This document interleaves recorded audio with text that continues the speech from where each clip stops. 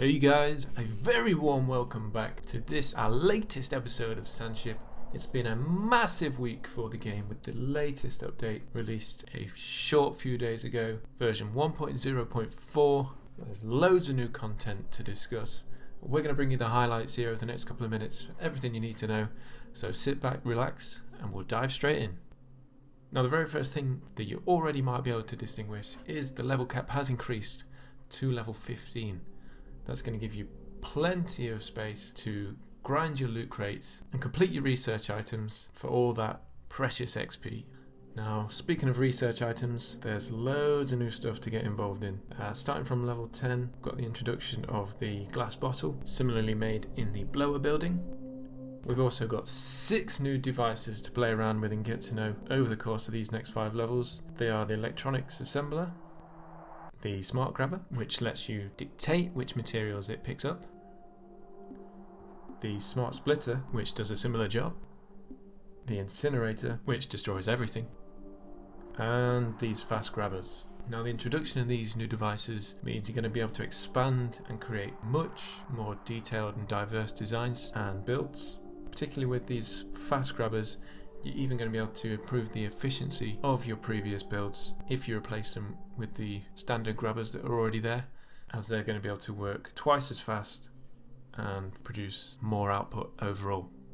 So it's definitely worth getting these researched and introduced into your previous builds if you want to kick out more efficiency and more output. Now, as well as these new devices, there's also a load of new materials that you can now craft. We've already mentioned the glass bottle, but as well as that, we've got circuit boards here. We've also got a new raw material type, sulfur. We've got sulfuric acid.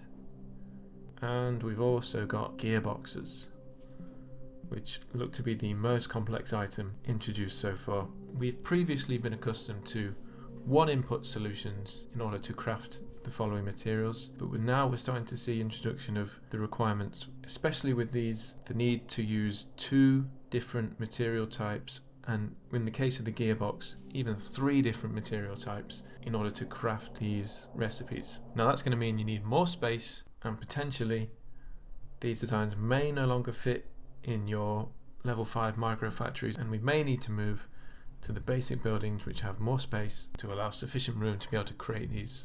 That is, of course, until future level upgrades might be allowed in these micro factories, but until then it might be worth investing in a few basic buildings, getting them upgraded and having that space available for these more complex materials.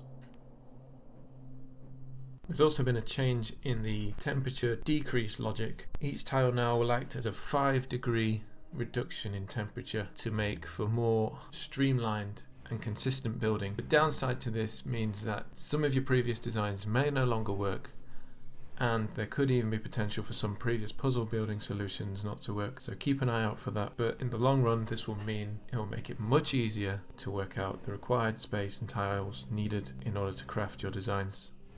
Moving on, there's also been big changes in the Underworld Pit, so let's take a dive inside here and show you exactly what's changed. The Underworld now scales difficulty with the number of resonators you place down. So at level 1, the drifters will have reduced damage, but as you start to add more resonators, their damage is going to increase and it's going to be much harder to defend, and you're going to need a lot more turrets and defensive buildings in order to survive. Just look at the difference between the health and damage when we place 1 resonator versus when we place 4. These little drifters are pretty badass when you get up to these levels, so we're going to need lots of defenses in order to keep them at bay and protect that blue everstone. Unfortunately, for the time being, we still can't utilize the rest of the Underworld Pit if you've upgraded to level 4, but we're assured that a patch is due out any time now to hopefully resolve this, so we'll be able to maximize our strategies to produce that blue everstone very shortly. And last but not least, we can also, once we've got the required materials, upgrade our Sandship to level 6, which gives us another 7 tiles of space to utilize. It's going to come in really handy for these later levels when we need all the space we can get to craft these more complex materials. So really thankful for that. There's also increased capacities of your substance generation that's been capped from 2,000 to 3,000. Again, really helpful. And we've also had a credit cap increase from 65k all the way up to 125k, which even we are yet to unlock.